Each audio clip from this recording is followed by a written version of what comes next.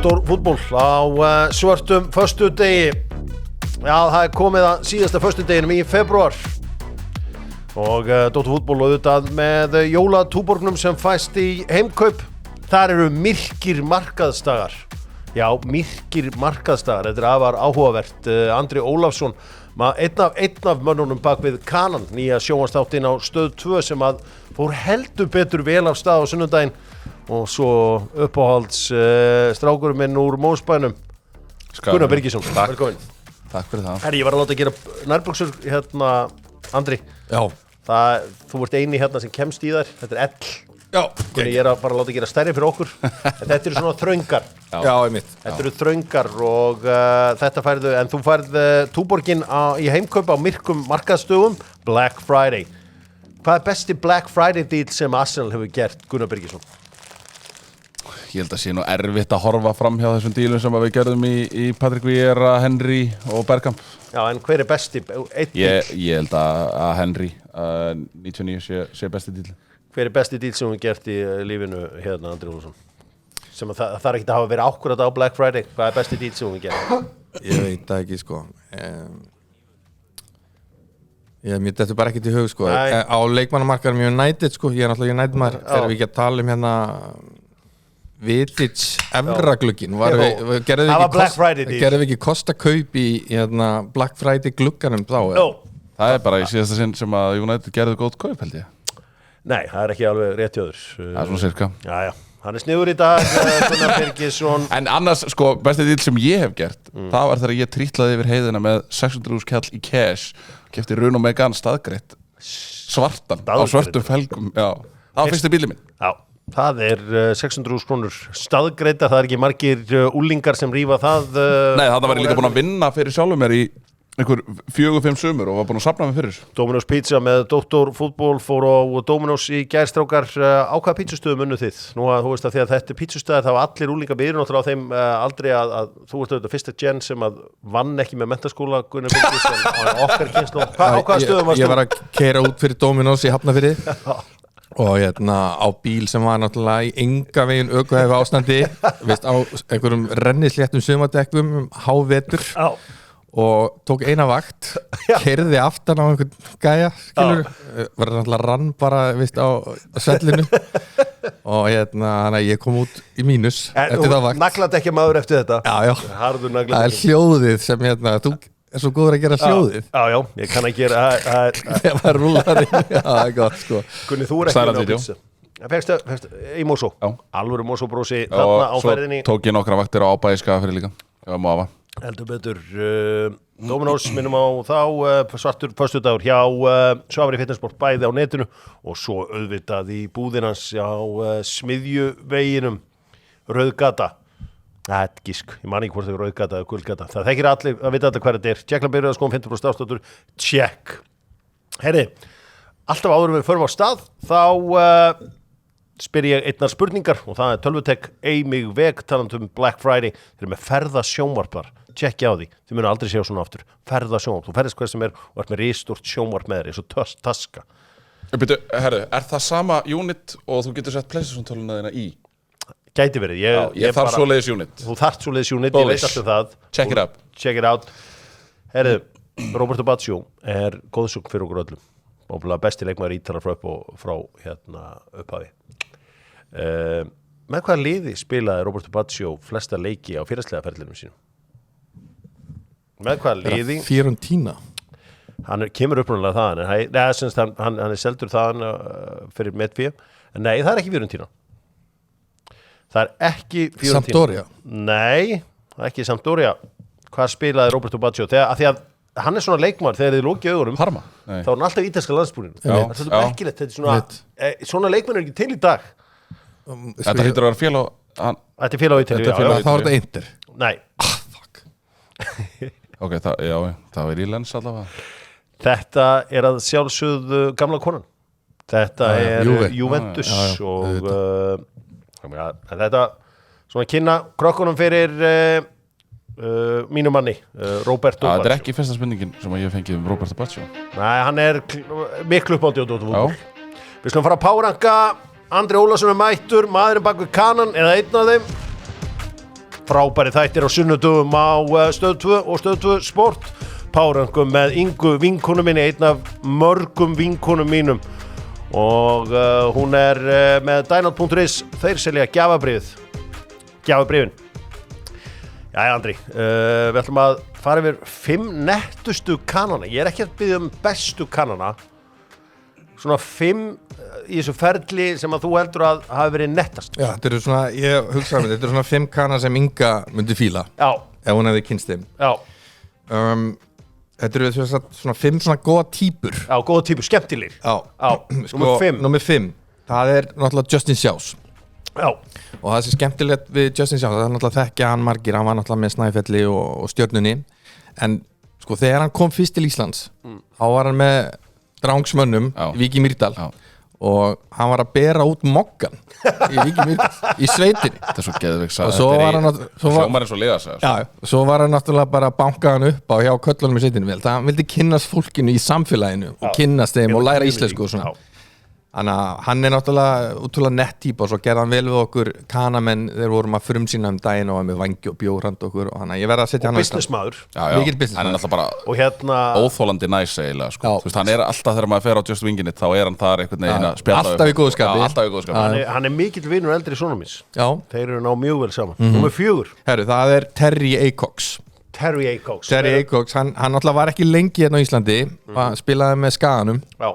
Já, Skaginn var á og til með ágætisliði í körfunni sko og Terry var hann á hann ekki bara 1 tímabil held ég og var náttúrulega ekki besti körfuboltamaður. Nei. En hann var það sem menn segja freak athlete. Hann tróðari. Hann var geðveikur að tróða og ef það var séns á að tróða tuðrunni þá sagði hann ekki nei við því. Já, ég meina, hann veit hvað selur ticket. Já, og hann var náttúrulega kallað Gormurinn. Menn voru náttúrulega með nickname sko í íslensku pressuna á þessum tíma og þeir voru náttúrulega á þessum tíma voru kanarnir aðeins byrjaðir að fatta þeir voru svona the hot ticket in town og voru með svona sjó nægliðið, ferðuðust landið voru með svona tróðuslu sýningar og hann var að tróða yfir bíl skilur við, pörkuðu ykkur svona Nissan Micra fyrir ramaköruna og svo kom hann að tróða yfir þetta geðveikt sko. Númer 3 það er Brad Miley. Brad Miley er náttúrulega svolítið merkileg típa vegna þess að hann var í Indiana State með Larry Bird. Já. Og hann spilaði eitt frægasta körfuboltaleik sem spilaði hefur verið þegar úrslitaleiknum í háskólaboltanum 1979 Indiana State á móti Michigan State, Larry Bird á móti Magic. Og hann var þarna inn á fyrst og fremst varnarmaður, svona stór hvítur gæi sko. Árið seinna eru Larry Bird og Magic að spila í úrslitum NBA-deildarinnar. Miley er í úrslitum bikarsins með Val. Já. Það er svolítið magna. Það er svakalegt. Já, en hann var góð típa. Já, rosett. Númer 2. Númer 2 er Dirk Dunbar. Og það er ekki margir sem muna eftir Dirk Dunbar, en hann er svona, ég veit að góðunu þáttarins Björn Teitsson myndi meta Dirk Dunbar. Það er hvítið strákurinn sem var í fyrsta þætti. Og hann er náttúrulega svolítið öðruvísi heldur en mikið af þessum konum sem kom hérna, hann er mikið svona intellectual, hann er prófessor í heimspeki núna og þegar hann var hérna á Íslandi, við erum að tala um sko 1978-9 sko, þá var hann skráði sig bara í háskólan og var að spila með stúdentum og hérna, svo var hann alltaf í og spila í Hagaskóla og svo var hann alltaf, sko, hann var í Ingmar Bergman kvikmyndaklúbbi með svona öllum treflunum á hérna í Reykjavík á þessum tíma en ótrúlega leikmaður hefði farið í NBA-deildina ef hann hefði ekki slátrað sér hnénu í háskóla og spilaði hérna basically allan sem tíma hérna í Íslandi bara á annari löppinni en samt með 50 stíð leik sko. Svo er náttúrulega í fyrsta sæti þá er það náttúrulega sá allra nettasti, það er spóin DaCosta Webster. Ívar Webster eins og hann var þekktur hérna hann náttúrulega var bara íkon í íslensku samfélagi lék í auglýsingum og hversmanns hugljúfi skildi eftir sér bara fullt af börnum hérna endalaust af sögum, vel metin af öllum sem þekkt hann, geðveik típa lék í Kristnihaldið Jökli og hérna auglýsingum og hann ekki skets með latta bara, það vissu allir á Íslandi hver bara, það þekki allir nafni Ívar Webster já. svona, skilji. Heldur betur, og ég man eftir honum að hann var út í Breiðablik og þeir voru með, Breiðablik the original Twin Towers, þeir voru saman í liði, hann og Pétur Guðmundsson. Já, pældi í því maður. Já, og það rúlla þeim yfir bara, þannig að skotklukkan væri ekki, þeir voru báðir hægir, þeir voru illt í öllum skrokknum báðum þeim. Þetta er líka mitt uppáhalds nickname bara í Íþróttasögunni, Spóin. Já, Spóin. Spóin, veist, með langa leggi, skilurðu. Það er svo gott, sko, Spóin. Já, þetta eru menn sem hafa sett svipsinn á boltan heldur betur og við ætlum að halda áfram að aðeins að spyrja Kanan. Sony með Dr. Fútbol, Black Friday að sjálfsögðu í Borgartúnnu, Origo, allt tekið upp á Sony, alla myndavélar í dag eru Sony, öll hljóðvinnsla Sony, sjónvarpið þarf þá líka að vera Sony. 98 tóman, eða eru með 98 tómi sjónvarp heima á okkur, sendið mér mynd, mér langar að sjá hvernig það kemur á vegginn og selja þetta heima á mér. Ég þarf ekki að selja þetta heima á mér, ég bara seti þetta á vegginn og býð góðan daginn. Mér langar að horfa á Kanan í 98 tómunum, þáttur á sunnudaginn næsta. Þar farið í 10. áratuginn. Já, það fyrir við 9. sko. Já, farið í 10. áratuginn. Þetta er bara rétt hérna. Þá koma þessi gær Rondé Robinson, Jonathan Bowe, David Grissom, Frank Booker, já. John Rhodes, Haukar, Ír. Einmitt. Þetta eru náttúrulega sko, á þessum tíma þá eru þetta líka sko, verða þetta alvöru stjörnur.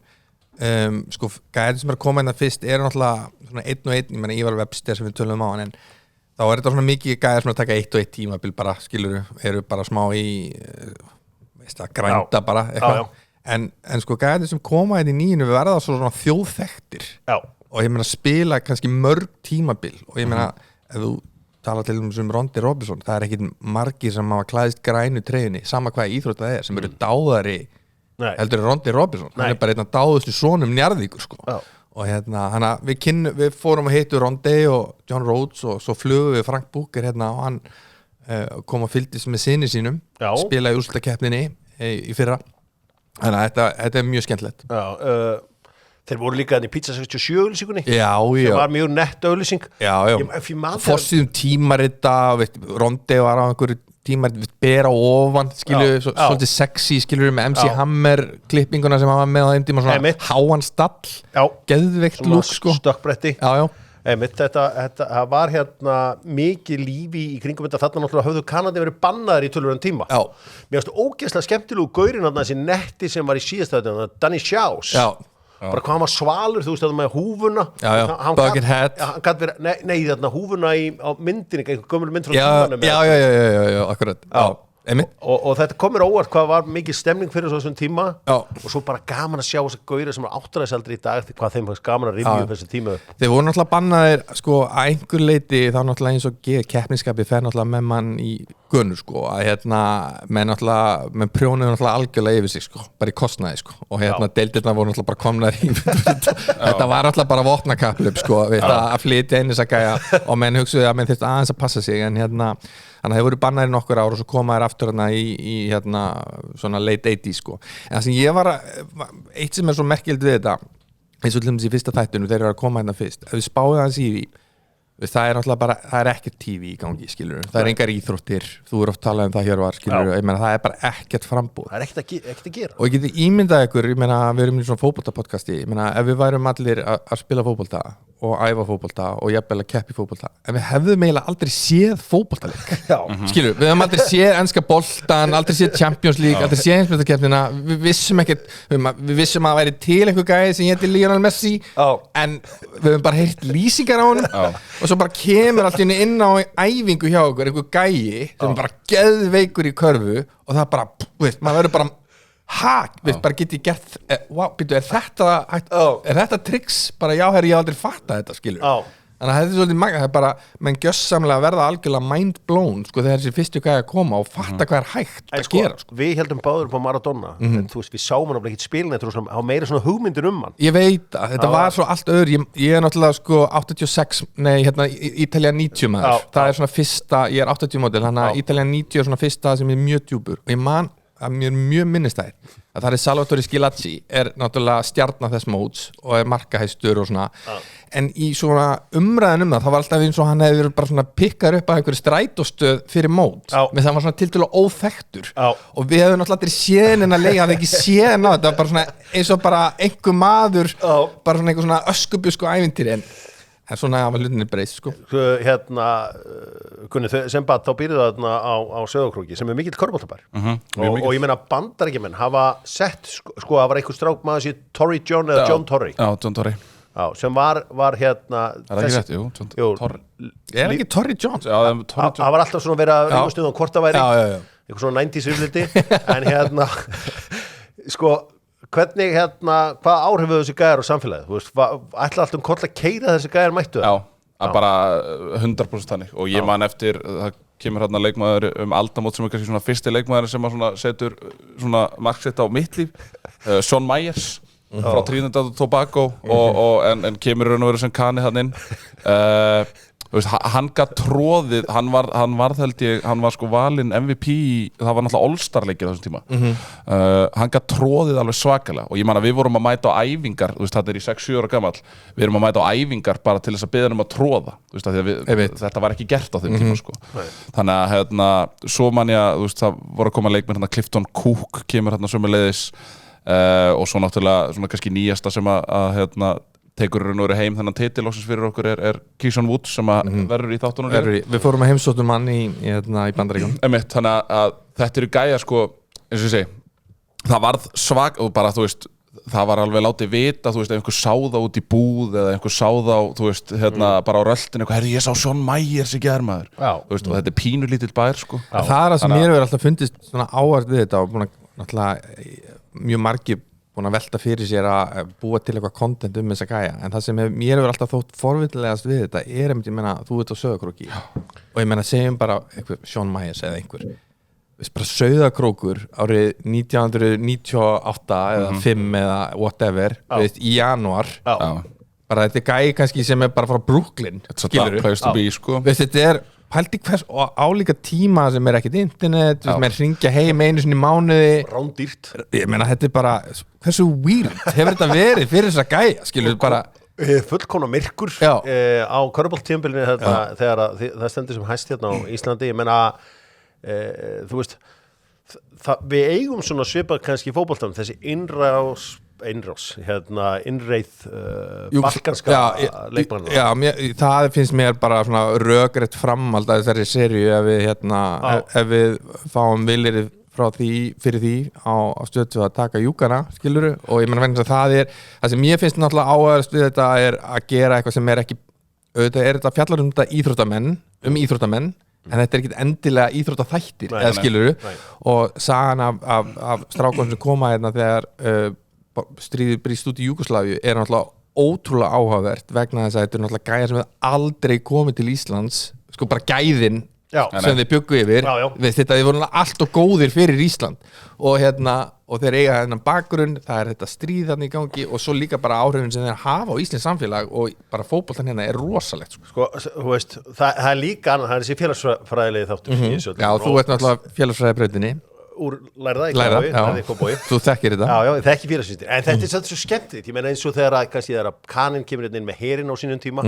þú veist, þá voru náttúrulega stelpurnar spenntar og annars og svo koma þessi körfuboltamenn og þeir eru spenntir og maður heyri eina bolla og þá talum það sko að hann var að sinna einni inn í herbergi og meðan önnur beið út í bíl klár og þú veist, eins og í litlu samfélagi eins og í Sauðárkróki herru, systir hans, Magga hún er með leikmannum þú veist, það er endalaust verið að slúðra og skúpa og ræða málin og ég meina, mikið af þessu leikmannum hafa náttúrulega skilið eftir sig börn og einhverjar sögur Sumir eru náttúrulega orðnir Íslendingar í dag ég meina, Brent og Birmingham er bara að vinna upp í turni sko. Hún er flugumstjóri þannig að já, það var alveg það er mikið af sögum skemmtilega sögur það eru margir Þetta er náttúrulega bara afreiksíþróttamenn þeir eru náttúrulega bara að njóta kvennhilli hér sem annars staðar Svo er alltaf svo gaman af því að maður ímyndir sér þetta svo mikla típur sem þú talar við í fyrstu þáttum eins og þessi sjásmið og sem skemmtilegur hann bara einhver trompet bassalegari og hrikalega mikil típa og svo svona koma reglulega inn einhver alveg trilltar típur eins og enn í Grindavík hérna hann DeAndre Kane Kane sem allan að ég hef gaman á hann svo var einhver gaur í hérna, Suðurlandi sem alltaf að hræri einhverju súpu muni ekki eftir nokkuð 5 ári síðan ég man þetta en svo hef ég kynst svona strengjunum sem hafa verið að koma hérna og kannski oft verið ykkur starf upp á tweet það hefur bara verið rétt svo WhatsApp og svo hefur maður reynt einhvern að spila og svo lítið að gefa af sér og svona en þessi svona fyrstu þetta verðist alltaf að vera svona einhvern veginn hjúts týpur. Já, en ég held líka að sko, veist, við erum líka með smá skakt sjónarhorn á þetta vegna þess að þessi sem við erum að tala við eru náttúrulega líka og þeir sem eru kannski minnistæðastir eru kannski leikmenn sem náðu einhvern veginn að tengja samfélaginu og urðu þar leiðandi minnistæðir. Ég meina það eru meiri 1000 kanar sem hafa komið hérna sem við byrjum að flytja inn hérna 75-76. Ég held að mikill meirhluti átti bara mjög erfitt með þetta náði ekki einhvern veginn þú bara lendir í einhverju skamdegðisunglindi og þetta allt frekar skrítið út bara farin eftir nokkra mánuði hversu margir kanar hafa komið hérna og þeir eru bara shippað út 2 vikur seinna sko. Þess menn eru bara í körfuboltakvöldi bara að tala bara mjög frjálslega nei það er að senda þennan heim og það var að fá nýja kanar bara sem skot þetta er samt bara þetta er umhverfið í þú veist Evrópu mjög ósængjarn heimur og þeir fá ekkert greitt eftir að þeir sendt heim þeir eru bara sendir heim og það er mögulega stundu þar að borga einhverja kannski 1-2 mánuði en þú veist svo hafa oft svona einhverju svona skynsama menn í fyrstu deildin einhvern veginn verið að pikka upp þá sem að vera að henda eitthvað sko. Já, akkurat, en þetta er náttúrulega aðeins þessi sem hafa kannski sanna sig aðeins núna er að fá náttúrulega lengri samninga en yfirleitt eru bara mjög stutt í samninga en þetta er ekkert eins og í fótboltanum sem menn eru núna bara að semja kannski í útlendinga bara til 2-3 ára ég meina, körfuboltinn er alls ekki í því sko. Svo eru komnir svona samningar þar svo þú getur borgað leikmanni kannski mögulega aðeins lægri laun en verið með hann á guaranteed samning Svo bara eitt er að klára eins og þessi Danny Shaw sem algjörlega heitlaði mér sem fyrst að þetta hann skora 100 stig og það verið stöður til myndir af því Will Chamberlain skora þessu 100 stig og það eina sem er til er bara eitthvað svona legend að hafi skora 100 stig það eru bara einhverjir blaðamenn sem er að þetta er reyndar the magic of television sko. það er ekki til myndir af þessu leik myndefnið í þættunum er af öðrum leik sko. og það er náttúrulega reyndar bara sko rannsóknarblaðamenn afrek að hafa grafið upp þó það myndefni sem var til það er náttúrulega nánast ekkert til á þessum tíma en við fundum samt myndir á hann í leik en þetta er ekki myndir úr 100 stiga leiknum en ég meina varðandi 100 stigin hjá Sjás Will Chamberlain var náttúrulega bara stærstur og sterkastur á vellinum undir körfunni, reglunum var náttúrulega breytt fyrir hann með 3 sekundar reglunni og svo framvegis og hann er náttúrulega bara undir körfunni og ræður enginn við hann og hann er bara setjað niður Sjásarinn inn á Íslandi hann er bara 1.75 eða eitthvað og það er engin 3 stiga lína bara að skora 100 stiga í leik er náttúrulega gal en hann náttúrulega afritsaði 65 á tímabilum sem átt okkur af því hann afritsaði 65 stig Það var gæi í Breiðablik því ég var alltaf að hangað upp í dýraðinsi og nefnt aldrei að horfa á körfubolta maður bara eitthvað að leika mér og meðan það var svona leikir í gangi hérna segir þetta Joe Wright hann skoraði 70 eitthvað stig í dýraðinsi Breiðablik var þá ekki komið húsinni í smára spila í dýraðinsi hann var einn í liði það var rosa en þetta er eins og ég segi þetta er ríkalega skemmtilegt og gaman að fylgjast með þessu ég get bara ekki mælt nógu mikið með kananum sérstaklega bara fyrir hún þarf ekki að hafa áhuga á körfubolta ég hef engan brjálaðan áhuga á körfubolta í dag en ég hafði það þarna á 10. áratugnum og þetta er ógeðslega skemmtilegt Dóttor fútból heldur áfram og með Auður býður upp á hæstu fyrirtækjavextina óháð bindingu og öllu og sparnareikningur fyrir fyrirtækin í landinu 8% góðu herðu, það var þakka að gjöra hátíð í dag og bara ég veit að við erum fótboltáttu ég er að fara yfir í fótboltan og bara ég er nú oft þannig að ég er að íta mínum áhugamálum að hlustendum sem er, þú veist ég fæ nýtt áhugamál og þá bombast það yfir alla eins og golfið og ég er svona, þú veist, amerísku fótbolti er eitthvað sem ég hef ekki náð að tengja við Gunni, þú hefur mikið áhuga á amerísku fótbolta hvaðan kemur það? Gegnum félaga mína og já, þetta er svona þetta er orðið svona félagskap nei, tegir ánga sinna víðar en þeir eru í fantasy við erum aldrei verið bóðið í þá deild en ég býð á kantinum Sko, Andri, finnur þú fyrir því að það sé uppsveifla í NFL á Íslandi? Klárt, ég hef búin að vera brasa ýmislegt í fjölmiðlum í gegnum tíðina en ég hef eiginlega aldrei fengið að mikið viðbröð í neinu sem ég hef gert eins og bara NFL-inu. Það er alltaf verið að stoppa mig og ræða málin og spyrja hvernig á að stilla upp í fantasy eða en ég finn mikið fyrir því og bara á síðustu 3-4 árum bara þetta var svolítið svona casual ár fyrir nokkur mann minn, ég meina hendi einhverja vængjaveislu og horfði á Super Bowl skilurðu, en ég held eins og bara í öllum íþróttum að ef þú eigur aðeins umfjöllunina og gerir hana skemmtilega þá held ég að fólk sogi staðinn sinn, takk svona eins og ef mikið verið rætt eins og með handboltan veist, það er verið að sína þessa leiki, við getum alveg rætt gæðina og þeim útsendingum og svona en þegar vantar bara þessa umfjöllun og sögulínunar og bífinn og hverjir veist, að það dæmi allt saman ég meina, það finnst mér að sem keyrir þetta svolítið áfram og þegar það vantar þá dettur á ég. Mér finnst stundur svona eins og þegar þú ert með eitthvað svona minni íþróttir eins og bara miða við fótbolta, þá amerísku fótbolta ekki eða þú veist, þá er oft þannig að íslenskir áhugamenn finna allt að íslenskri umfjöllun eins og sama hvað ég gerði með UFC sama, þú veist, Láfi geti bara verið með Gunnar Nelson og hann veit ekki þetta með að við gauruna út í og þið fáið alltaf þess alveg eins og þeir sem fellur fótbolta eru borðið saman með Sky og allt svona en það samt sérstaklega í þessum minni sportum og vegna þess að það er svo þröngur hópur sem er svo djúpur en það er ákveðið svona veist, það er ákveðið átak að lyfta þessu upp úr að vera eitthvað svona bara pjúra jaðardæmi sem einhverjir bara örfáir hafa rosalega mikinn áhuga á eins og hefur kannski varið fyrir nokkrum árum í formúlunni til dæmis og ná þessu meira bara í almennari umfjöllun þannig að breiðari hópur getur haft gaman að þessu og ég meina, ég viðurkenni það fyrstum manna, ég er engin sérfræðingur NFL en við reynum að gera þetta skemmtilegt og reynum að hafa þetta þannig að fólk sem er svona tildulega afslappað við getur bara haft gaman að fylgjast með þessu og kynnt sér þetta aðeins betur. Það er svona, ég heyri stundu að þeir að segja frá því að liðið fái 4 tilraun til að fara 10 yarda og maður svona, heyrðu, Þórmundur sagði mér þetta 90 eitthvað við erum komin aðeins lengra þetta er samt bara þannig að þú getur aldrei gert ráð fyrir því að einhver sem sest fyrir fram að sjónvarpið viti allt, þú veist, eins og limist þetta. Þú ert einn af þessum 9 íþróttafréttamönnum, þú með rosalega breytt í þig. Það er bara, veist, ég hrósaðir allt og lítið, ég get alveg hrósaðir fyrir það. Þú hefur ótrúlega breytt, þú getur hendir í hvað sem er. Framúrskarandi á Ólympíuleikunum. En þú veist, það er satt bara þetta, þú veist, ég horfi ekki á neitt annað heldur nýtt. Ég hef ekki séð Lord of the Rings myndirnar. Ég hef ekki séð Harry Potter myndirnar. Ég hef ekki séð Star Wars myndirnar. Ég horfi bara á íþróttir. Ég horfi ekki á neitt annað. Þannig að þú veist.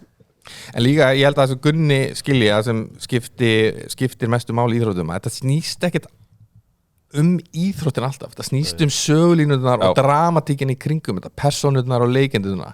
Og mér finnst Gunni mér góður að kveikja því þegar hann er að lýsa og ég verður alveg trítil óður að fylgjast með bara veist, vegna þess að hann er að tengja mig við það ég menn það skiptir ekkert máli hvort þessi einhver skíðaganga eða strandlag ef ég skynja einhverja smá dramatík á milli keppenda þá er ég all-in Hvað var dramatíkin aftur í norska hlaupadæmina sem pappinn og það er Ingebrigtsen það er nú bara í dag þá verður ákæra gamla hvort hann verður ákærur eða ekki þannig að það er svona það verður spennandi en málið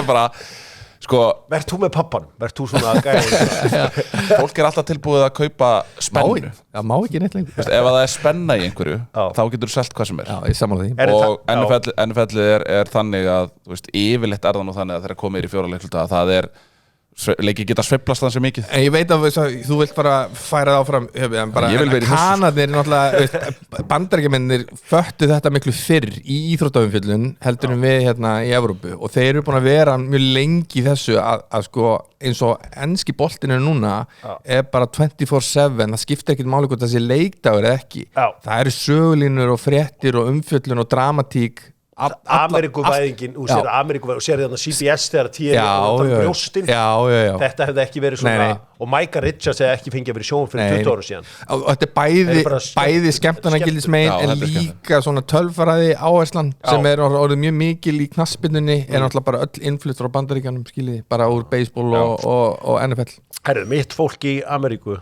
það var að berjast tilbaka nú er þessi vakandi hugsunaháttur dauður og nú fær mitt fólk sem er indjánundir í Bandaríkjánum þeir eru loksins konum með rödd og the Redskins are back hvítir ákvaða móðgast fyrir hönd Indiána og bönnuðu Washington Redskins að heita The Redskins og þeir urðu heita The Commanders.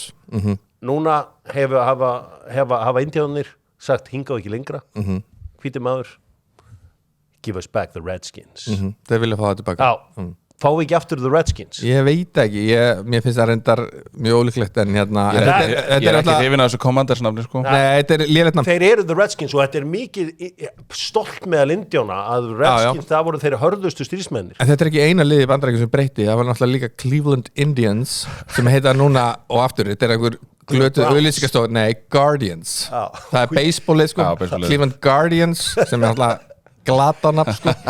Og svo til að sportna við hérna byssugleipum þá hættu Washington að heita The Bullets Nei, veist eins og það hefur breytt öll Washington Bullets or the Wizards En myndi ekki gleðja að fá Redskins Ég farið á leik með Redskins og á Redskins húfu Þannig að, já, bara gott mál Herru, Dr. Fútból ætlar að segja þetta gott af Hefur farið á Arrowhead eða? Nei Það er hjá Kansas Já, það er held ég, það er völlu sem að þeir segja að það sé bilaðast íþróttavöllu sem þú ferð á Já, ég held reyndar að bilaðustu íþróttavellinir í bandaríska sportunum í háskólaboltanum Já Þar er sturlunum sko Já Ég væri til að fara á Clemson-leik til dæmis Clemson sem er, já, í ameríska Í háskólaboltan Slum segja skilið við Ameríku Lámenningin út með hana Nei, Ameríka er flott Já Förum yfir í sambandsdeildina góðu með vinum mínum í Kletti vorum að tala góð dekk og þegar kemur á góðum dekkjum þá hugsa ég alltaf vinum mína hjá Goodyear og Klettur með Goodyear dekkin fyrir þá sem vilja gæði fyrir þessa vandlátu Víkingar hvað er að frétta? Þetta er alltaf ótrúleg úrslit áður maður sko í fyrsta lagi þá er þetta náttúrulega bara það er einhverjir töfrar þarna sko ég meina þetta er bara Evrópukvöld Under the Lights Ingvar Jónsson þá gerast töfrarnir sko hann bara mætir þarna og fer til Jerevan sækir þetta stig fyrir Eurovikes Þetta var rosað Sko málið er að Víkingar hefði alveg unnið þennan leik sko Já, ég meina, þetta er pjúra vítið þarna, ekki? Já, ég meina, hann er keyrður niður Já, og ég meina Valdimar fær þarna er það ekki Valdimar? Og þá er hann klattiraður niður Algjörlega, ég meina, þetta er lið sem hafði unnið alla heimaleiki sín í Evrópu Það er unnið hennu AEK frá Aþenu Kraftverki í Jerevan þannig að, og maður einhvern veginn gerði ráð fyrir tapi maður er svona að sjá Íslands félagslið tapa endalastu svona leik En ég meina, þetta er bara, þeir eru í töflunana, þeir eru fyrir ofan Hearts FCK, Real Betis Panathinaikos skilur, og þetta er náttúrulega eiginlega algjörlega magna vegna þess að, og maður velti fyrir sér að þetta er kannski smá svekkjandi fyrir Freyja Alexandersson að hlutabréfin í Arnari Gunnlaugssyni eru ansi há í augnablikinu á sama tíma og Freysi er búin að vera í smá brekku með kortrík sko, á versta tíma sko ef maður spáir í því með að við stöðuna á landsliðsþjálfara jobbinu Já, ég get ekki tekið undir þú veist, jú, auðvitað er þetta frábært en sko, því skal alveg haldið þetta haga að Freyr hefur gert náttúrulega rosalega hluti á stöðu sem hann hefur verið á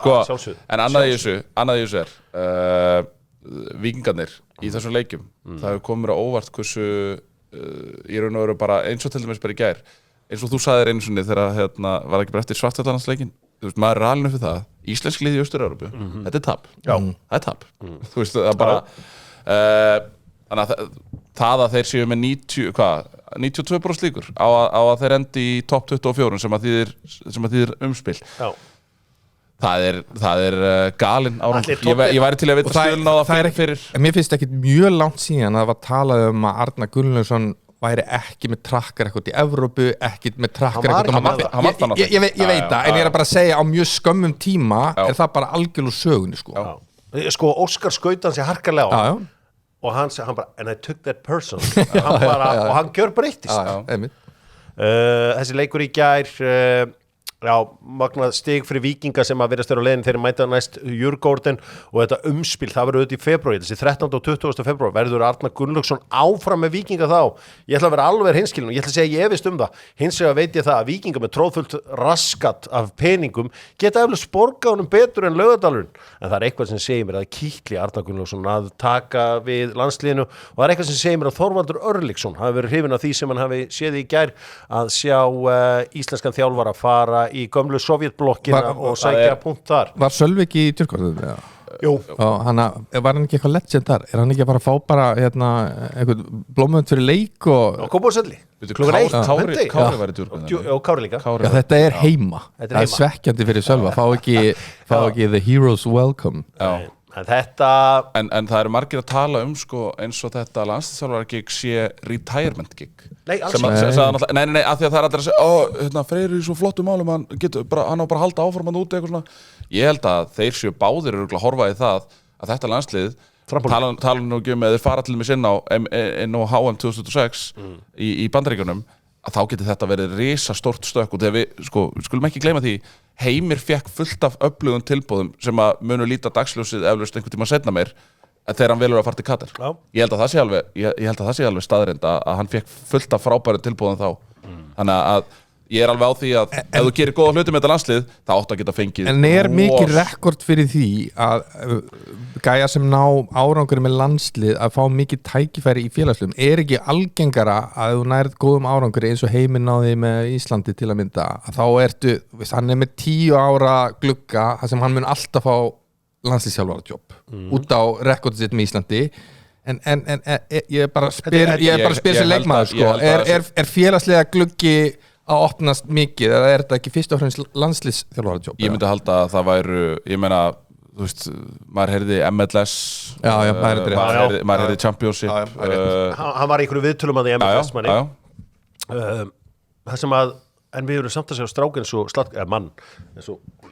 Slatko Dalic sem er króatíska landslið, hann er ekki að fá þessi tilboð sem hann hélt hann myndi fá með allt sem hann er gert með króatíska landslið, ég meina Kasper Hjúlmann fer með Dani í undanúrslit hann er með orð á sér í Þýskalandi fyrir að vera of linur hann fór til Mainz og þótti linur og þú veist bara hann getur eiginlega ekkert mætt aftur Þýskalands af því að það er einhverju 3 sem segir sér linur en hann fær alltaf gig hann? Já, Ole Gunnar Solskjær hann fær alltaf gig já, hann er ekkert í landsliði nei, en ég er að segja, skilurðu þú veist, það eru bara summi þjálfarar sem eru komnir á þann stað hvort sem það eru landsliðsþjálfarar eða leikmenn eða fyrir leikmenn eða félagslega þjálfarar eða eitthvað svoleiðis en við höfum séð bara svo oft að landsliðsþjálfari gig verður grafreitur íslenska þjálfara Ásgeir Elíasson tapaði töfrunum Atli Ólafsson, hann hefur viðurkennt sjálfur meðan hann var á lífi þetta tók fyrirlega á slátrun Óli Jó, hann tók við Haugum 5 mínútum eftir að vera og þú veist, þú tekur ekki við Haugunum að sé eitthvað mikið að en ég er að djóka, þú ert náttúrulega með smá haukatengingar Ég hef heyrt þessa línu áður hjá doktornum, en veist, er þetta ekki líka samt sko birtingamynd á ástandi þegar landsliðið var umgjörinn var öðruvísi veist, það var bara, menn komið heim og tóku þessum verkefnum ekki alvarlega veist, þegar við oft farið yfir hversu sterkur hópurinn var á þessum tíma í raun og veru en árangurinn ekki mikill er ekki veist, þetta er ekki að fara að endurtaka sig mér finnst það mjög ólíklegt við erum bara á öðru stað bara með sport og umgjöruna og sambandið og það verður umgjörðar og kultúrbreyting þegar Lars Lagerbäck kemur og menn hafa talað um það hann breytir raun og veru bara öllu svona vinnu umhverfinu í kringum landsliði þannig að ég held að það sé nú ekki að fara að gerast aftur og þessi sem eru nefndi til söguna núna hvort sem það verður Arnar eða Freyr og maður heyrir einmitt að Arnar sé talsvert líklegri kostur við sjáum bara Epic segir 1.70 1.70 þar er veist, þá hafa menn eitthvað fyrir sér í en örstuðt með Vikes og umspilið, það er örgulega margótt komið fram en bara er þetta ekki alveg nokkur 100 kúlur í kassan í viðbót við slum taka þetta saman í róleitum og skoða peningana, við ætlum að fara aðeins yfir í Evrópu-deildina að mæta á kjörstað á skítugum bíl sýnir að það er eitthvað mikið að mættu á hreinum bíl á kjörstað því að þarna ertu að fara að hitta fólki í hverfinu þá verður að líta vel út og hreinn bíl er undirstaðan í því í okkar samfélagi löður sér að hafa bílinn hreinan komdu með hreinan bíl á kjörstað takk Sko, ég veit ekki, Eyþór Völur var hérna var það ekki bara í vikunni? Já. Ég veit ekki hvað þessi löðurstöð sem Nei, hann dreymdi hana. Já, hann dreymdi ímislegt í þessu þetta sem ég var að fara yfir á eftir. Dóttar Fútbol veit allt það. Evrópudeildin, Gunnar Birgisson mikið tala Kjetil Knudsen, þjálfara Bótó Glimt. Já. En í gær, þá var hann pressaður í döðlur og strax á fyrstu mínútu var það Garnacho sem að skoraði og kom þeim yfir. Og Manchester United vann þetta að lokum 3-2 þó að XG bardaginn hafi nú verið meira samfarandi. Já, urðu við vitni í gær að Amorim-ból eins og Arnar Sveinn Geirsson sagði á Facebookar síðu sinnu. Ertu sáttur? Viðurburðin í leiknum, já. Ég vilja vinna leikinn stærra. Ég skal viðurkenna. Það er alltaf 2-1 undir á heimavelli. Já, ok, það er alltaf út í hött að staðan að verið 2-2 í hálfleik. United var með 76% með boltann í fyrir hálfleik, sko. Og þessi 2 mörk koma bara á einhverju breiki sem er ekki alveg búin að slípa saman. Bóta hefði getað komist þrjú eftir. Já, þeir voru með 2 skot á markið og 2 mörk í hálfleik, skilur. Og og þetta er eins og Amorim sagði þetta leik, þetta er bara vel drillað lið, veit alveg hvað það er að gera, er búin að kunna að vinna leiki. Já, algjörlega. En mér finnst þetta mér finnst þetta mjög áhugavert hvað er að gera hjá United og mér finnst sérstaklega líka áhugavert að sjá hvaða leikmenn finna sig í þessu nýja systemi. Ég meina, mér finnst eins og Ugarte, Mason Mount og einhver leiti Rasmus Højlund. Já, Højlund. Sem allt leikmenn sem komu til United úr þessu kerfi. Bruno komið niður eins og þessum leiki. Já, en ég held að sko Mason Mount verið það sem muni græða mest á þessu. Hann var náttúrulega bara týndur og tröllum gefin hérna, en ég held að hann kunni vel við þessu kerfi. Ég held að leikmenn eins og Bruno, Rashford, Garnacho, ég veit ekki alveg hvað hann ætla að hafa það á þarna. Það var áhört.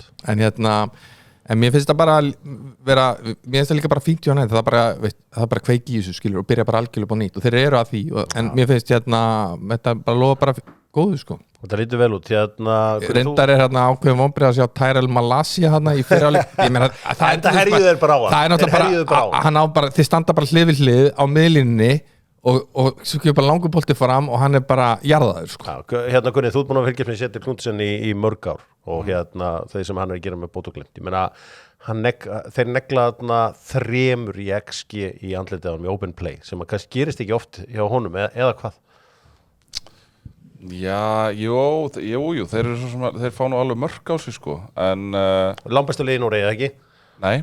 Þeir eru bara í neck og neck race við Branni. Nei, þeir eru með að spila veitt lélegasta liði á sunnudaginn og þeir þurfa bara að vinna og það eru meistarar. Já, þeir voru alltaf komið með hann til nánast í skeið, það gáði hans eftir á síðustu vikum. Já, þannig að þeir eru ekki þeir eru bara stíu undan Brann fyrir loka. Já, en þeim er gefið sleik í lokaumferðinni. Segjum bara hlutinni svo er. Þeir eru að Lilleström, í lokaumferð.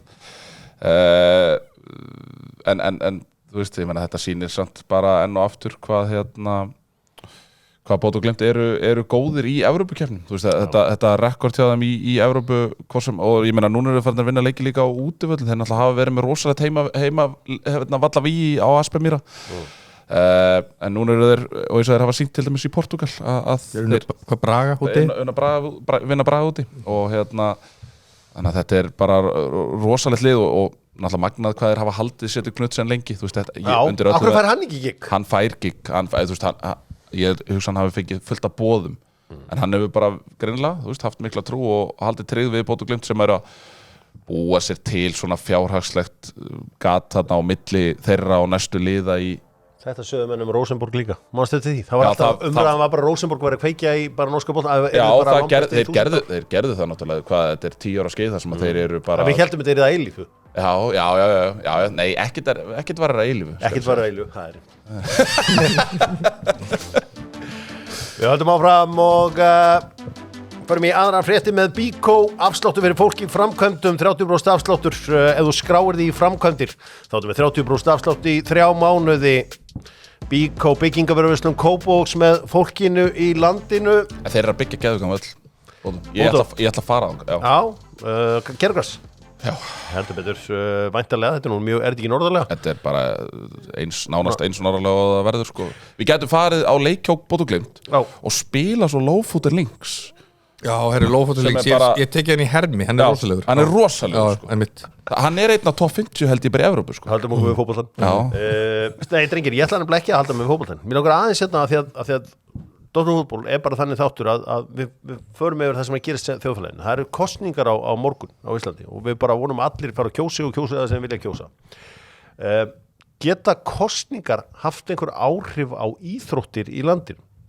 Eitthvað sem að þú veist, skiptir pólitík einhverju máli af því að þeir sem hlusta á Dóttarfútból hafa ábyggilega það sem hafa mestan áhuga eru fótbolti og íþróttir og whatever. Já, ég held að það sé alveg klárt, ég meina ég er úr Hafnarfirði og sveitarstjórnarpólitík í Hafnarfirði hefur eiginlega bara snúist Hauka og FH í 20 ár. Ég meina þið þurfi ekki annað en að fara niður á Ásvelli eða Kaplakrika og sjá bara það eru 20 milljarða í mannvirkjum. Þannig, ég meina það er búið að fara yfir mannvirkin sem verið að reisa þarna Ásvöllum. Þetta er orðið svakalegt. Þeir eru með körfuboltahús, þeir eru með handboltahús, þeir eru með sundhöll, bara Olympic style sundhöll. Skilurðu? Vörðklass er þarna. Já, þeir eru að byggja núna knattspyrnu. Svo er verið að byggja knattspyrnuhöllina.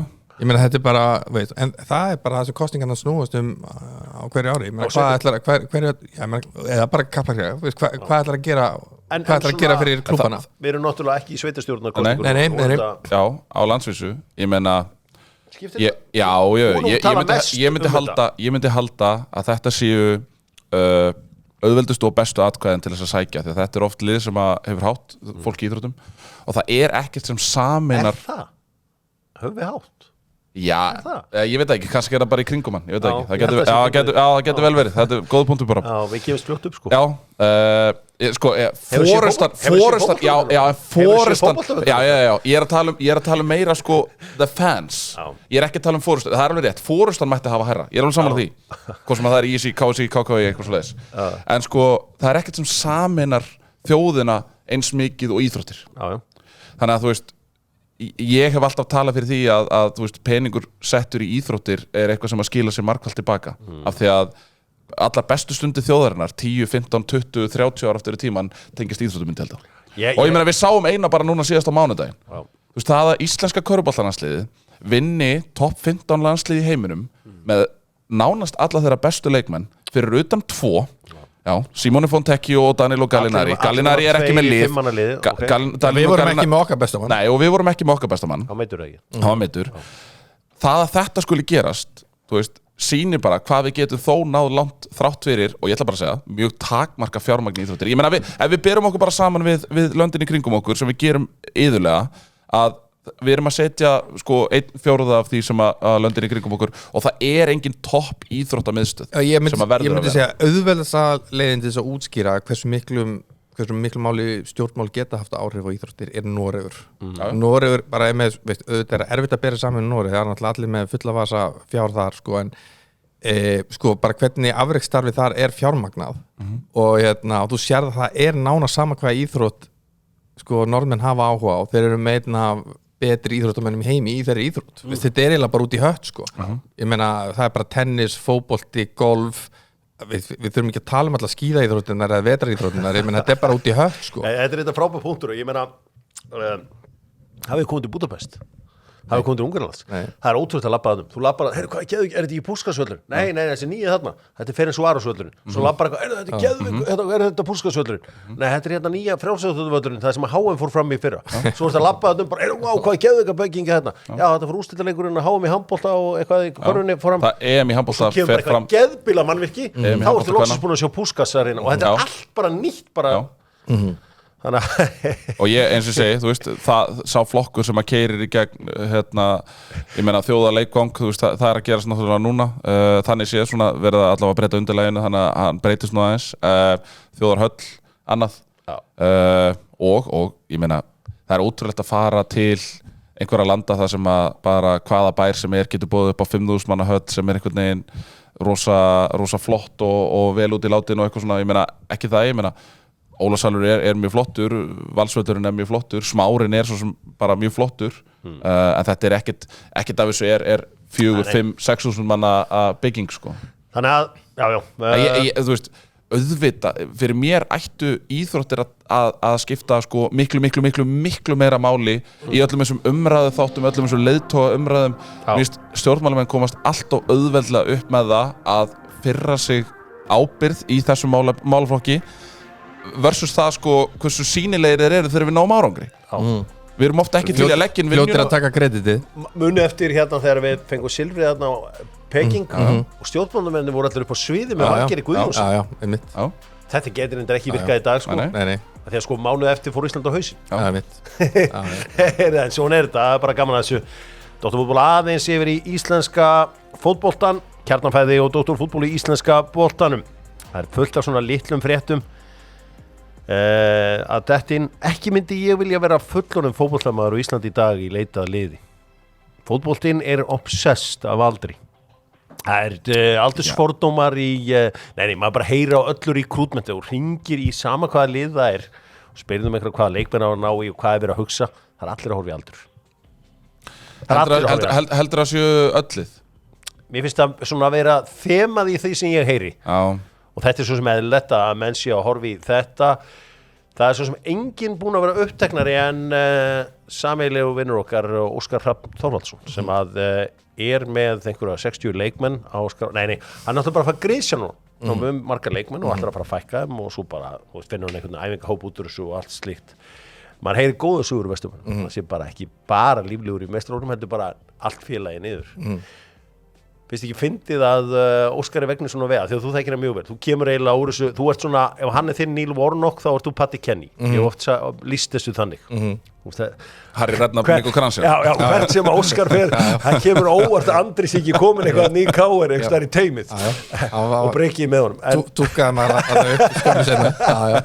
En hérna, Gaur sem bara breytir feril, komin á þennan aldur, þú veist. Einmitt. Ég átti ekki vona að myndi þegar ég var að vinna með honum á svona 2004-05 átti ég ekki vona að hann væri að fara aftur í þjálfun. En ég get bara sagt samt að ég veit nákvæmlega hvernig þjálfarinn er, skilur, þó ég hef aldrei verið með honum, skilur, ykkur búningslega, skilur. Hann er náttúrulega mæti fyrstur, fer síðastur. Ég get bara bókað og lofað ykkur því að það er ekki meira hardworking maður í íslenskum fótbolta. Þetta er svolítið Willumskólinn. Já, þetta er bara vél. Og þegar hann er ekki á svæðinu, við að þjálfa eða funda eða eitthvað, þá er hann einhver staðar eitthvað bardúsa að njósna eða mæta einhver staðar og pæla í einhver símanum. Já, ég veit það. Síðan er hitt sem hann gerir, sem ég kynntist náttúrulega bara mjög vel, að í sem svona leiðtogi í hópi, hann bara fer beint í skófluna, byrjar að grafa og svo tekur hann alla með í bunkerinn og það er gott að vera í bunkernum með Óskari, skilur, það eru bara við á móti heiminum og það þarf að búa til svona geðveiki, skiluru, og ég held að hann sé að það er nákvæmlega sem hann er að gera þarna í KR, bara sækja unga stráka sem vilja taka svona geðveiki á þetta, margir er náttúrulega með tengingar við félagið sem við KR-ingar höfum saknað náttúrulega í svolítið langan tíma, en svo er bara held ég verði grísjað og þeir sem eru klári að fara í geðveikina all in, verða þarna leika stórt hlutverk, aðrir bara fara. Heldur að hann ná að fá okkur venjulega fólki til að hata aftur káir eða? Ég bara vona það er svo nauðsynlegt fyrir þetta sport, ég meina það er bara geðveikt. Ég held að þetta sé alveg rétt sem þú segir, Hjörvar, það er bara rosalega áþreifanlegu munur á andanum í KR vegna þess að hann er búin að vera þungur ansi lengi, ekki bara í fótboltanum heldur í öðrum íþróttagreinum líka og einhver liti finnst mér að tengjast líka bara, það er alltaf einhvern veginn á leiðin að fara að byggja þarna og þetta er bara svona korter í og það er alltaf að býða einhvern veginn eftir að stóra uppbyggingum fari í gang og þá verði allt betra en það er svo erfitt að vera í þessu milli, þetta er alveg að fara að gera skilur. En er ekki Einar Þorsteins núna með þetta sem þið kallið Build Back Better program? Jú, það er við býðum bara spennt eftir því í Vesturbæ Reykjavíkur og það er stutt í það. Ég er alveg vissum samt að NIMBYismin áttur að fara alveg fyrir, það þarf náttúrulega flóðlýsa þegar á að setja hann að gerðugaras og þá verða náttúrulega einhverja kærur og þetta eftir að vera eitthvað algjört vesen að fara að breyta þarna þetta er náttúrulega mjög þétt. Það er þessi framsóknarbylgja í íþróttunum, það er náttúrulega eins og við sáum í Mosó. Þetta er gaman að þetta er sjá yngsti, þetta er yngsti framsóknarmaður í landi, þetta er gegn. Ég gef nú ekki upp. Það kemur mér óvart. En er eitthvað fleiri fréttir úr íslenska boltanum eða að fara beint yfir í enska boltan? Hvað viltu? Ég meina, það er bara, við getum svo sem hlaupið aðeins yfir þetta, Eyþór Völu talaði um Ísak Andra að hann væri mögulega á leiðinni heim, hann er alls ekki á leiðinni heim, hann ætla bara að vera áfram í Norrköping, sem er bara frábært. Ég hitti annan mann í klippingu í morgun, Óskar Borgþórsson, sem er í Sogndal. Ég sagði honum, þú ert ekki að fara að koma heim, ég sagði það við hann, þú verður að harka aðeins. Bara já. og hann sagði bara já takk Robert Orri, hann ekki að fara að koma heim ég held að sama hvað gerist í Kongsvingar, skiptir ekki máli hann ekki að fara að koma heim, sem bara flott en er búið að fara, eru allir þessi gæjar að fara heim í afturhildingu þannig að Völerinn og Andrisson og þessi strákar Axel og Jökull það telir mjög líklegt það telir mjög líklegt mér skilst að Axel sé svona eiginlega komið yfir línuna Jökull, það eru einhverjir lausir endar þar en ég held að það verði klárt svo sömulegis ég sá fótbolta.net í gerð það hefur verið orðað Þór Gunnar Hafþórsson við afturheldingu hann líka orðaði við Vestra það hefur verið að reyna að kroppa í Benedikt Warren en hann mun kosta peninga Vestri ekki tilbúinir að enda hann stórkostlegu leikmaður og hver með budduna þarna í Mosó? Kaleo Kaleo menn þeir eru að túra núna ekki einhver verktaki þarna sem að setja peningi í það? Jú, það er fullt af góðum mönnum þarna sem að er að setja einhver peningi í það Þið kunni náttúrulega ekki að veiða Þið kunni ekki að veiða Þeir eru með kjúklingana samt Þið kunni ekki að veiða, segi Já, veiða fisk? Já Nei, það náttúrulega ekki bryggja, þú veist það við erum ekki að gera neina báta, sko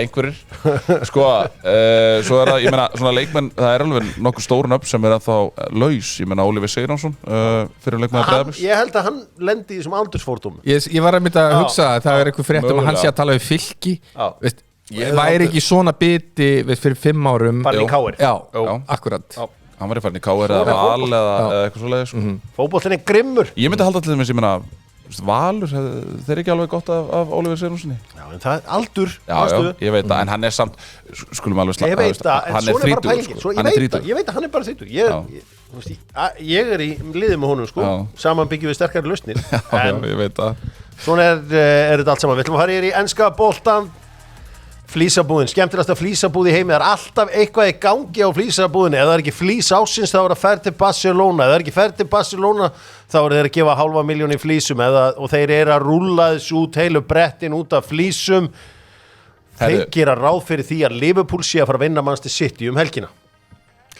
Þú hlærð Nei, ég var ekki að hlæja því, ég var að hlæja ég ætla að koma með sögu en þú myndir pottet segja á frábær saga og svo fara í næsta lið þannig að ég ákvað að hætta við að koma Segðu mér hann eftir þá Ég segi hann eftir þá Herri, Það gera allir ráð fyrir því að Liverpool vinnir leik þeir eru 2-15 á Epic Ég meina það er sjálfströst í íþróttum við sjáum það nú bara hjá Manchester City 3-0 lifir á móti liði frá Hollandi við hefðum ekki séð það tapast niður Nei þegar allt leiki lindi hjá Manchester City þetta bara, menn eru bara aðeins má rúni sjálfstöðstu á meðan að Liverpool, þeir getur spila við hvaða lið sem í heiminum núna og unnið Þetta er líka bara svo magnað við íþróttir að við erum að sjá þessa ótrúlegu sögulínu með Manchester City sem veist, búið að vera núna nokkar leiki í röð að akkurat á þessum tímapunkti þá fá þeir Liverpool á Anfield þetta verður náttúrulega ekki þú gætir ekki skrifa þetta er svo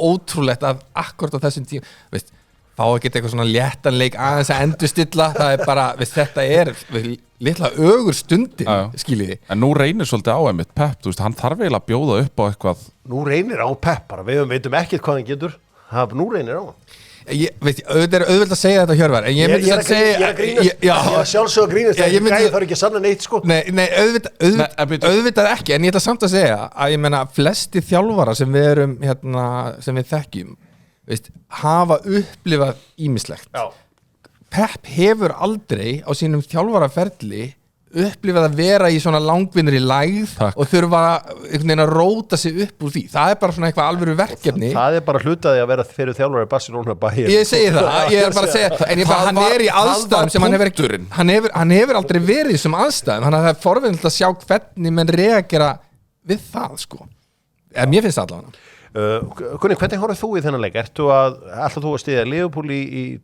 bara vonum að ná öðru sætinu aftur eða ætlar að skiptir engum máli er ekki Liverpool búið að vinna deildina eða þeir vinna leikin? Jú, þú veist, ég meina annars er þetta orðið alvöru afrek að glutra þessu niður ég meina, mér hefur líka bara þótt Liverpool-liðið, sérstaklega í síðustu leikum bara frábærir, algjörlega frábærir og Arne Slott er að sanna það að Arne Slott er náttúrulega að koma inn í svona frekar skrýtnar og erfiðar aðstæður. Ég held að fæstir hefðu búist við að þetta yrði staðan og þau hefði sagt þetta við bara hörðustu Liverpool-mennina að áramót að þá eru þeir mögulega bara búin að hlaupa með þetta væru bara í geggjuðum álum, væru nýbúnir að vinna Real Madrid á heimavelli þú veist, ég held að fæstir hefðu verið eitthvað, þú veist, það hefði verið jáið mitt líklega dagsins ég obsessed af dramatíkin í þessu ég hate-watcha Liverpool okkur einastu helgi þú veist mér mjög skilur en ég veist að mér langar svo ógeðslega mikið bara þess að verða vitnað í sjónvarpinu að þið veist, rústið þeim að þið vinni bara 4-0, 5-0 sko. að Liverpool vinni að þið keiri yfir það sko. Veist að það ég meina, þetta er ekki bara raunverulega séns, ég meina þetta er lið sem gjörsamlega Guardiol, Ederson, þetta er bara það er ekkert sjálfstjórn þetta er ángríns, þetta er 100% ég er ekki einu svona að segja þetta til þess að reyna einhvern veginn að jinxa þetta eitthvað svoleiðis, þetta er 100% Liverpool er aldrei að fara að tapa þessu leik þeir eru í það góðu rytma og ég hefði haldið, eftir þetta Sala viðtal, eftir Southampton-leikinn þá hefði ég haldið að, býtu ok, þetta er nú eitthvað skrítið, ég sá að Jimmy Carragher hjólaði í Mohamed Salah, ég sagði, það er eitthvað hans að hrikta í stóðum að það. Nei, komaði bara með frábæra framistöðu, sturlað náttúrulega markið á móti, fyrsta markið á móti Real Madrid. Það eru bara allir góður þarna. Skiptir engum máli, Conor Bradley hendunum inn, Kelleher hendunum inn, settu hvaða mann sem er inn á miðjuna. Kelleher verið frábæri, ég sammála því. Ég meina, ég að velta því fyrir mig sko stemningunni upp á Mallorca núna. Jürgen Klopp með mynd af Arne Slott á píluspjaldinu sínu og hann að kasta af því að þú veist Pep var með hann í vasan nú kemur bara Arne Slottinn frá Feyenoord og hann bara slowcooka Pep og minn maður ábyggilega bara í Mallorca að grýta pílunum á að mynda honum á spjaldinu það ekki hægt að hrósa Arne Slott nógu mikið fyrir hvernig hann kom að inn sótti eiginlega enga leikmenn Chiesa bara til að fá einn Ítala til að elda fyrir hópinn en svo bara hann að njóta lífsins með sama hóp grilla deildina, að fara að vinna City á sunnudaginn og svo alltaf mætir hann skælbrósandi. Já, menn tölur náttúrulega með þetta svona tildulega létta prógrami upp af því en meina þessi leikur mútið Real, það var náttúrulega bara þeir bara miklu betri, skilji, þannig að ég bara, þetta lítið mjög vel út. Og fullt af leikmannu líka. En maður hefur séð alveg dæmi það og veist, ég veit ekki, þetta kannski vásamt og allt og margir sem hlusta til þess að ég fari ykkur svona pælingar en maður hefur alveg séð dæmi það að þjálfarar komin í lið sem eru rosalega vel drilluð með mjög sterkt identity og svona fyrstu mánuðina bara ennþá handbragð gamla þjálfarans á og svo svona muni ekki þarna þegar hann veist það, hjá Southampton var þetta svona þegar hann Pochettino var þarna og svo var einhver sem tók við að var ekki Koeman og svona bara fyrstu leiki þá bara leiti þetta út þessi bara svona hægt og rólega maður veit náttúrulega ekki hvort þetta sé sustainable veist, hversu ég held þetta sé sustainable veist, einhver leiti geta verið vegna þess að hann kannski ekki að breyta það miklu en maður veit ekki að hvað miklu leiti þetta bara ennþá Klopp handbragðið og hvort að það fjari út hægt og rólega, maður veit það ekki en sko þetta er tímablið því að þessi þrír, þeir verði ekki allir að náfram en svo er líka einmitt fullt af leikmunni sem áttu kannski svona undir pari tímabili í fyrra sem að ég var ekkert alveg samferður með þessu Ryan Gravenberch sem búin að vera algjörlega stórkostlegur á þessu tímabili. Dominic Szoboszlai, ég var ekki alveg samferður í fyrra. En hefur hann verið svona góð? Mér finnst hann hafa verið mjög öflugur þegar hann spilar, já. Okay. Cody Gakpo, annar leikmaður. Já, heldur betur. Geðveikt, ég meina þú veist, Arne Slott má alveg fá hrós fyrir það að hann hrósa ekki annað hægt en að bara Nei, þú veist, hann hefur rifið þessa leikmenn svolítið. Já, ég meina sjáðu líka bara Mo Salah, hann með hvað 12 mörk og 11 stóðsendingar í 90 leikjum með eitthvað líka. Þetta algjörlega með ólíkindum, höldum áfram og förum yfir þetta. Það ekki nóg að þrjófa bílinn, þú voru líka að mæta snirtilegur og kjörstað, súta upp með svartan föstudag 20-50% afsláttur þar og bindin að koma aftur inn. Við þurfum að fara að ganga aftur með bindi, segja þeir félagar. Þeir eru ekkert í slaufunum með það? Nei, slaufan, Slaufan var heit svona kannski 2012. Ég ætlaði að segja fyrrmjöla, 2010. Já, eitthvað lýs. Svona eftir hrun. Það styttist í hana. Man einhver jólinn, þá var ég alltaf með slaufur. West Ham, Arsenal fer fram helgina. Mikið gengið á hjá þessum báðum liðum, kannski ekki á þeim stað sem að þau vonuðust eftir í upphafi leiktíðar. Við svo sem kom ekki inn á það í leiknum, preview fyrir Liverpool-leikin. Að Ibrahima Konate meiddist þarna í lok leiks á móti Real Madrid. Það var meiðsli sem mér leisti alls ekki vel á, bara sjá hvernig hann haltraði að velli. Það var einhver að tala geti verið ACL, mér finnst það mjög ólíklegt en það allavega þannig að Mikkel Arteta gat ekki sagt hvort að Gabriel er heill eða ekki helgina.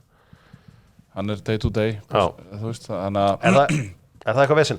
Já, það er vægast satt vesinn. Því ég meina það liðið bara alltaf öðru sig þegar Saliba og Gabriel eru að naftast. Þeir náttúrulega tóku einn heitasta framherja í heiminum í dag og pökkuðu honum saman í róliheitunum og í Viktor Gyökeres og kannski hámark svona þessara niðurlægingar sem að Sporting Lissabon verði ekki fyrir á heimavelli. Það var náttúrulega þegar að Gabriel úr renninu hotninu skorar og fagnar svo að hætti. Hver er næsturinn? Viktor Gyökeres. Nei, hver er það Kívíó? Við munum nú réttið þegar Bukayo Saka fagnaði eins og James Maddison og ekki var hann kápan úr þeim klæðunum. Já, ef við ekki að segja ferlar þeirra hafi nú farið í sikkur áttina síðan þá. Ef við ekki að segja það. Maddison var að setja 2-1. Er ekki allt í lagi að segja ferlar þeirra hafi farið.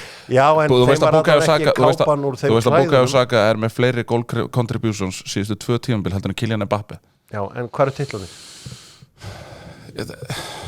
Verður þetta alltaf, þú veist, ég meina, ok, ég velti því líka fyrir mér, sko, segjum ef Arsenal myndi taka deildina á þessu tímabili, þú veist, þá mun væntanlega umræðan bara þróast yfir það að If you can't stand the heat, hvað gerir maður þá? Stay away from the fire. Get out of the kitchen. Já, einmitt. Nei, þú veist, þá mun umræðan því væntanlega fara í, það er þessi eini titill og það, ég fatt ekki alveg þessa umræðu, Titlaumræðina. Já, sko. Ég veit að þetta er svona þetta er svolítið F5 umræða sko. Já, en ég meina talandi bara til dæmis lið bara eins og Manchester United, Chelsea lið sem hafa farið í ansi djúpa dali undanfarin ár og verið að vinna meistaradeildina og eitthvað svona. Já, og þessir FA Cup titlar sem að þú tögnast á. Já, ég meina elstu verðast það. Og ég meina Arsenal hefur staðið. Ég meina, ertu að segja mér það, Hjörvar, að þú væri til í að bara taka því að fyrir þennan FA Cup titil í fyrra að vera ekki á staðinu sem Arsenal er akkurat núna, þar að segja hvað var það liðsamsetningu, hvað var það þjálfara, hvað var það struktúr á klúbnum. Eftir að segja mér að þú tekur alltaf þennan FA Cup titil fram yfir það. Já, mér svona Við erum að horfa upp á það að það verður bara barátta fyrir mögulega Manchester United að komast í topp 8. Nei. Það er ekki hann, ég held sér 3 stigum frá 4. sætinu. Spilamennska þeirra er ekki að þeir tóga að þeir geta tjænast að 4. sæti. Verðast að segja eitt þetta, auðvitað veist, Hjörvar var náttúrulega búin að stríða þér mikið í gunni mér finnst þetta en ég en það verður svona að segja að sko, bara þessi gluggi þetta er svona eins og ég fylgist mikið með bandarískum íþróttum og það bæði NBA-lið og NFL-lið eiga svona glugga og það er náttúrulega erfiðar að búa til þess að glugga, það er að launa það ekki og drafti og svo framvegis en þessi gluggi er ekkert opinn alltaf neitt rosalega lengi og þessi gluggi sem hefur verið opinn núna hjá Arsenal núna í 2-3 ár hann var í fyrra og það er ekkert sjálfgefið að hann verði opinn mikið lengur, ég meina, Ødegaard geti meðist, það er alls konar hluti sem geta gerst og eftir 2-3 ár það er ekkert sjálfgefið að Arsenal verði í sama gír mikið lengur og það væri mjög svekkjandi ef það væri ekki sæti ekki meira eftir hennar glugga mér finnst það að missa kosti fyrir ég er bara 100% og ég hef sagt að Margot við Hjörvar, hann bara vill ekki hlusta stundum á það sem ég segi þannig að ég er alveg sammála, auðvitað leiðir þetta að staði ekki til eftir en ég er alveg sáttur að vera í baráttunni allavega fram á síðustu leiki ég er alveg sáttur við það. Það er magnað. Heldur betur. Þetta væri gaman að fá titil, ég er ekkert að segja neitt annað. En það væri gaman að vera... Guð minn almáttugur. Já, það er Guð minn almáttugur. Það er alveg hrikalega gaman að vera þarna nálægt Jói Útherji núna í Kópavogi. Maður velti fyrir sér, Saliba ekki beðist og skemmtikrafturinn Rob Holding hefði ekki komið að inn. Hann skoraði mútið sitt í, markið fræga. Og vaskaði þeim leik svoleiðis. En allavega nú er það svart hjá Jói Útherja. Lukku treyjurnar þar sem hún kaupir box, veist ekki hvað treyju þú ert að fá frábær gjöf í skóin eða í afmælisgjöfina, tjekkið á Jóa Útherja á nýjum staði í Smáralindinni og svo að sjálfsögðu ennþá í Ármúlanum. Drengir, ég ætla að fá okkur til að tippa á leikinni, bara tölur, eldsnögt, náttúrulega það er engin hjammi hérna, hann náttúrulega bara andar að sér enska boltanum og leikur sem hann hefði elskað að tippa á er Brighton Southampton, fæði tölur. Gunni fyrst og svo Andri. Brighton, við þurfum nú að fara að ræða, við þurfum að fá sér þátt bara Húrsaler og það að hans yngsti knattspyrnustjórinn og sé bara með Brighton í þessum hæstu hæðum, þetta náttúrulega bara ótrúlegt. Brighton vinnur nú leik 4-1. 3-1, Brentford Leicester. Brentford eru geðveikir á heimavelli, bestir í deildinni á heimavelli held ég það sem Brentford vinnur þennan leik 2-0. Þetta new coach jump 1-1. Hann verður ekki mættur. Nei, hann verður á svæðinu. Þú ert að tala árun hans. Aðstoðarþjálfari, Þú ert að tala árun hans. Flekkirnir losna. Þú ert að tala árun hans. Palace, Newcastle. Þetta er 1-1. Andri.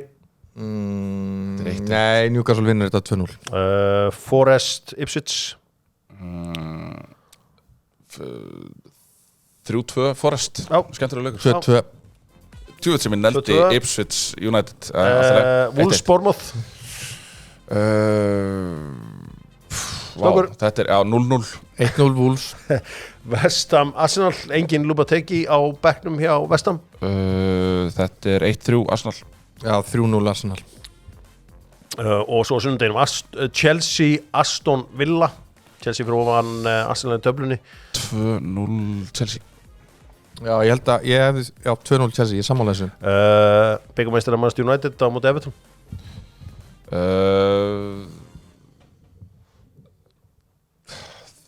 3-1 Manchester United. Ég segi 4-0 United. Tottenham, Fulham. Tottenham vinnur það 2-0. Já, ég held að það sé. Já, ég sammála því. Og svo er stórleikurinn að lokum Gunnar Birgisson, Liverpool, Manchester City. 3-0 Liverpool. 5-0 Liverpool. Sælir. Það er heldur. Make it happen. Þú vilt sjá þetta? Já. Ég bara, I'd like to see a dead body, sko. Ég bara, við mér langar að sjá eitthvað stórkostlegt gerast þarna melgina, sko. Já, þetta verður áhugavert. 4 á... Út úr klóraður Pep á bekknum og allt í steik, sko. Hann er að hugsa eitthvað rosalegt núna. Já. Hann er eitthvað masterplan í gangi núna. Hann mæti með eitthvað. Hann er að sjá okkur á 50 vítt eitthvað. Já. Hann mæti með miðjumenn einhvern veginn, setur hafsendan upp á miðju og... Heldur betur það... Miðjumenn að bera boltan einhvern veginn og...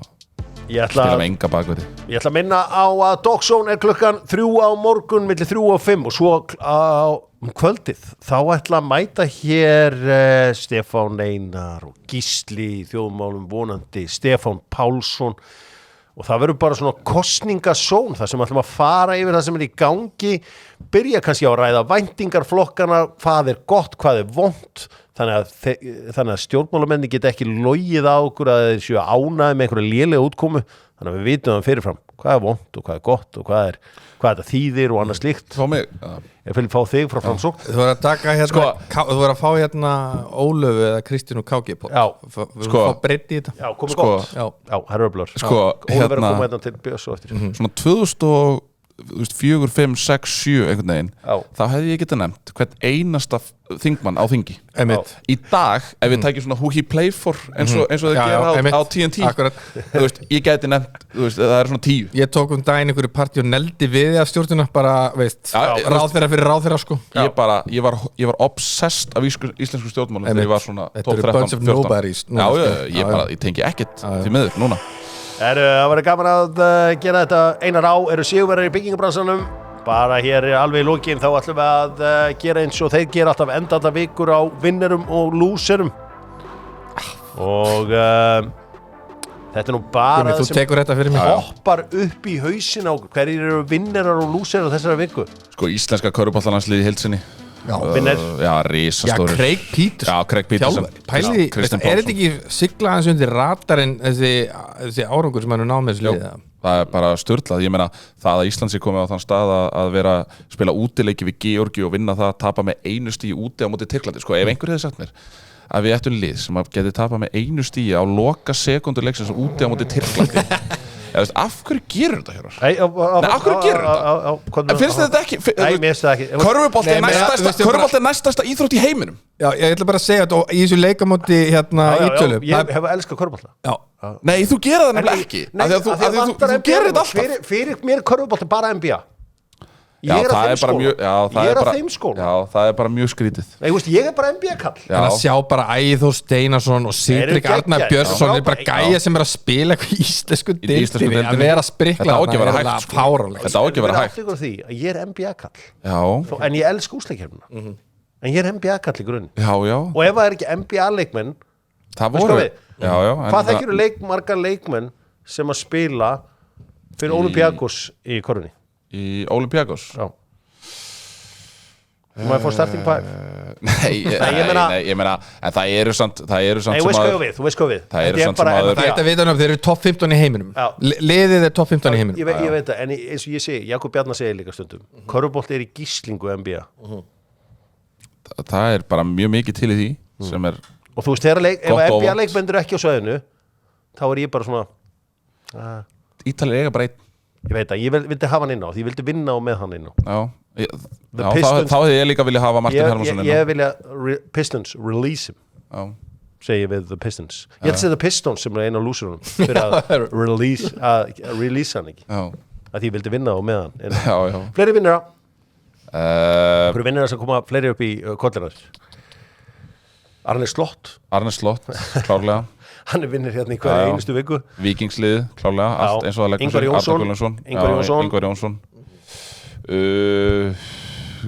Jón Guðni Fjólusson vinnir besti leikur hans fyrir Víking hann var rosalur þetta í gær Án Gunnars Vatnamars Bjarni Ben fyrir að taka símtala við Donald J. Trump Já, herru, sko, ég hef gæði litla putta fyrir að hafa fikk ég verið að fluga vekk hana Hvað ætti Trumparinn að vera að segja við hann? Bara að nákvæmlega ringi fósa Ég segi það, ef hann ekkert betra við tíman að gera það Sko, Bólis Mýrja náttúrulega fyrir þessa frábæri auglýsingaherfer sem þeir eru að keyra með Bjarna Já Þetta Love Actually dæmi sem að, það fannst mér frábært það finnst mjög gott mér finnst sjálfstæðisflokkurinn hafa verið mjög öflugir í þessu PR-efni á samfélagsmiðlum sem að náttúrulega sem að svona kannski framsóknum voru brautryðendur að í síðustu kostingum Ég held að sko Er ekki Völerinn með einhvern sómi-leik fyrir sjálfstæðisflokkin?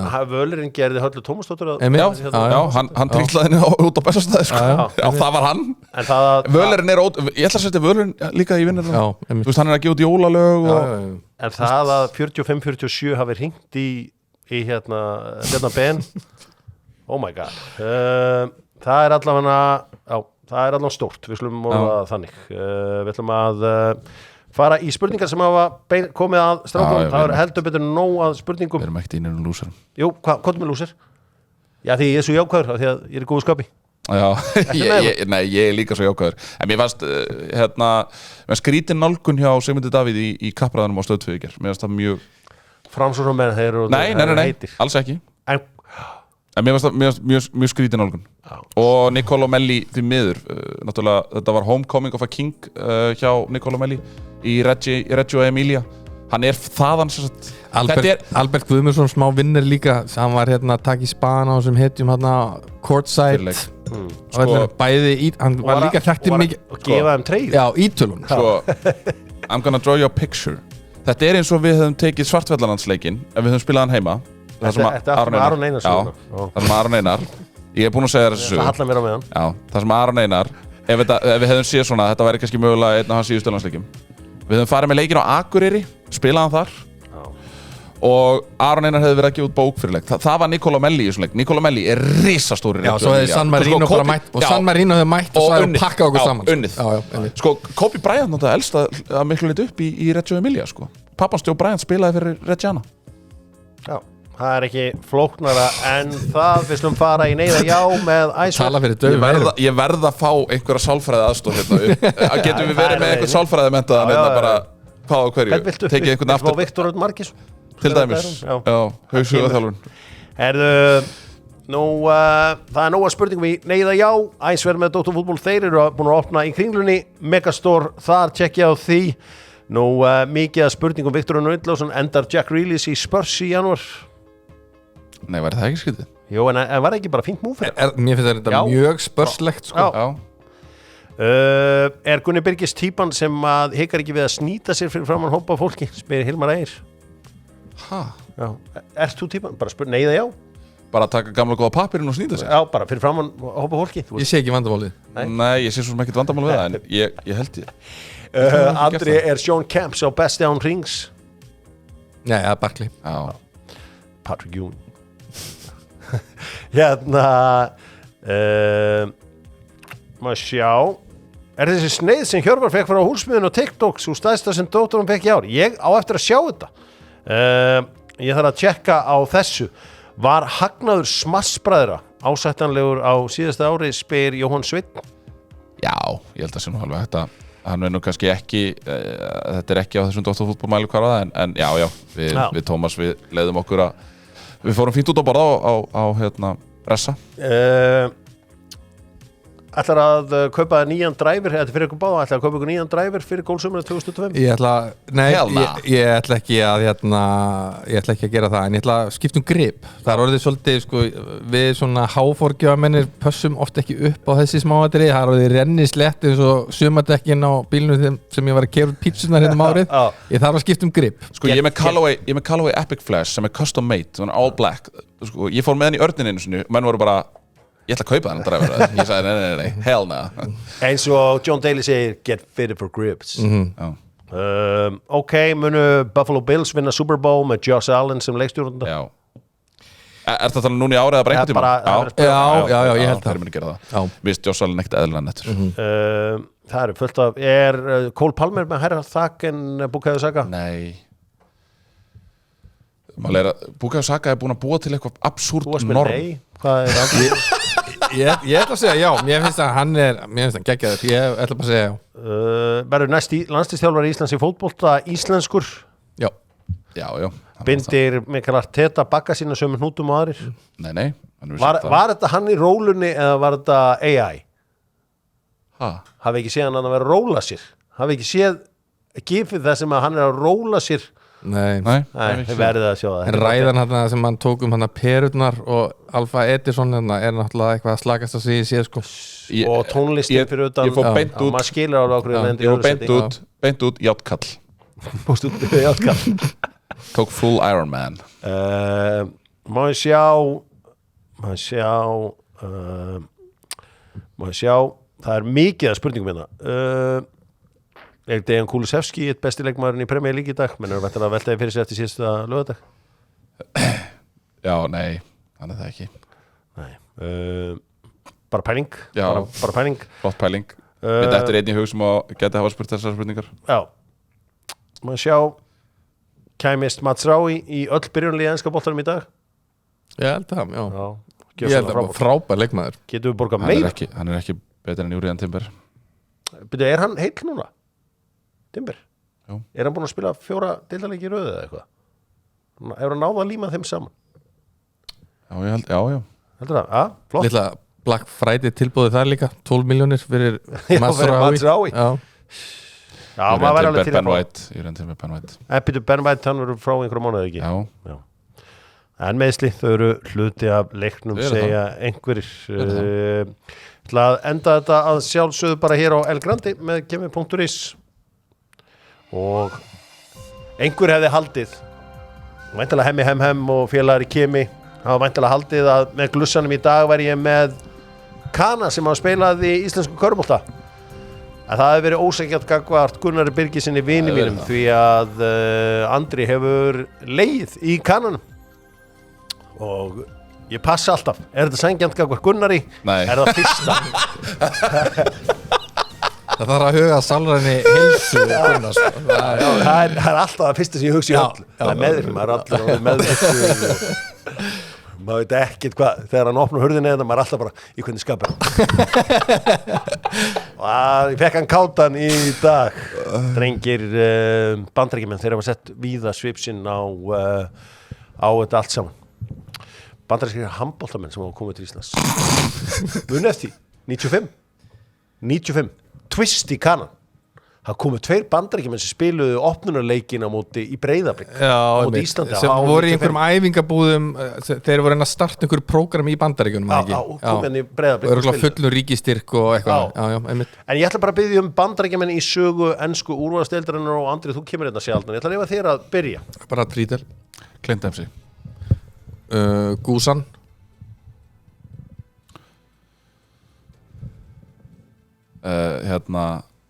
Robinson já, hérna í Fúlam Já.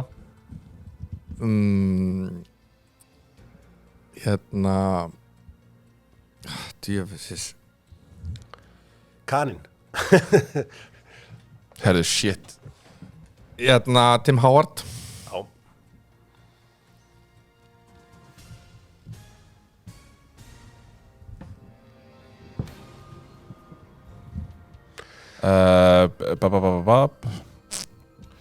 Er þetta eitthvað grín eða? Býtu Hérna Bannað að hlæja